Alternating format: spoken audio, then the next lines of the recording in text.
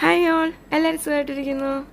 ഇന്ന് ഞാൻ കൊണ്ടുവന്നിരിക്കുന്ന ഒരു സ്പെഷ്യൽ മട്ടൻ കറിയാണ്. ഇത് വർക്കിംഗ് ലേഡീസിനും ബാച്ചിലേഴ്സിനും ഒക്കെ ചെയ്യാൻ പറ്റിയൊരു മട്ടൻ കറിയാണ് കേട്ടോ.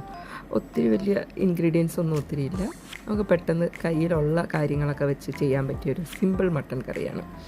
അപ്പോൾ നമുക്ക് റെസിപ്പിയിലോട്ട് പോകാം. ആദ്യം കുക്കറിൽ കുറച്ച് വെളിച്ചെണ്ണ ഒഴിക്കുക, പിന്നെ അതിലേക്ക് ഉലുവായും ഒരു ഏലക്ക ഇടുക. അപ്പോൾ ആ ഉലുവ കരിയുന്ന മുമ്പേ തന്നെ നമ്മൾ സവോളയും ചെറിയ ഉള്ളി ഇടണം കേട്ടോ. കരിഞ്ഞ് കഴിഞ്ഞാൽ ടേസ്റ്റ് മാറിപ്പോവും. അത് കഴിഞ്ഞ് ഇഞ്ചി, പച്ചമുളക്, വെളുത്തുള്ളി ഇതെല്ലാം ഒന്ന് ചോപ്പറിലിട്ട് ചതച്ചെടുക്കണം. അത് നമുക്ക് ഇതിലേക്ക് ആഡ് ചെയ്യണം.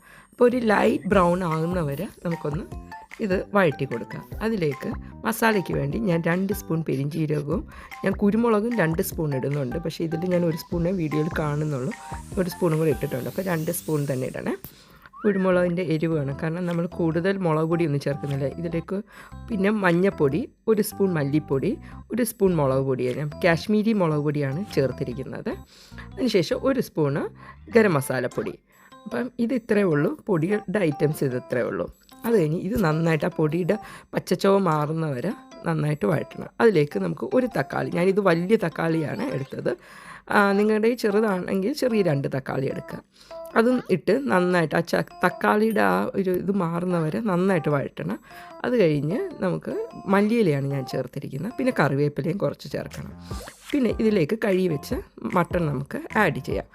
അങ്ങനെ മട്ടൺ നന്നായിട്ട് വഴറ്റി, ഞാൻ മട്ടൺ ശരിക്കും പറഞ്ഞാൽ ആദ്യം ഒന്ന് വേവിക്കുന്നേ ഉള്ളൂ, ജസ്റ്റ് ഒന്ന് അടച്ചു വെച്ച് വേവിച്ചേ ഉള്ളൂ, വെയിറ്റ് ഇട്ടിട്ടില്ല.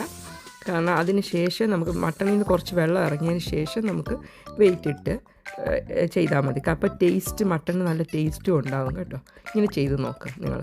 ഇനി ഞാൻ കുറച്ച് വെള്ളം, ഒരു 1/4 കപ്പ് വെള്ളമാണ് ആഡ് ചെയ്തിരിക്കുന്നത്. ഇനി ഞാൻ 1 വിസിലേ വെച്ചോളൂ, കാരണം എൻ്റെ മട്ടൺ ഇളം മട്ടൺ അതുകൊണ്ട് പെട്ടെന്ന് വെന്ത് കിട്ടി.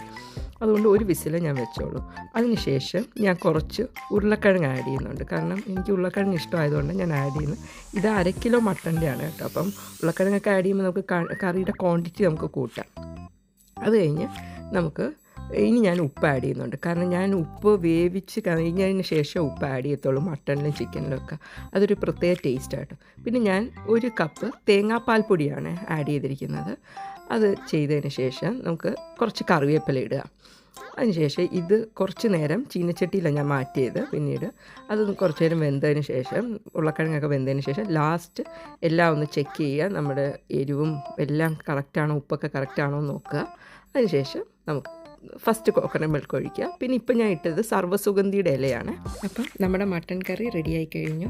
അപ്പോൾ എൻ്റെ വീഡിയോ ഇഷ്ടപ്പെട്ടെങ്കിൽ ലൈക്ക് ചെയ്യാനും ഷെയർ ചെയ്യാനും സബ്സ്ക്രൈബ് ചെയ്യാൻ മറക്കരുത്. അപ്പോൾ വീണ്ടും പുതിയ റെസിപ്പിയൊക്കെ കാണാം. Bye bye.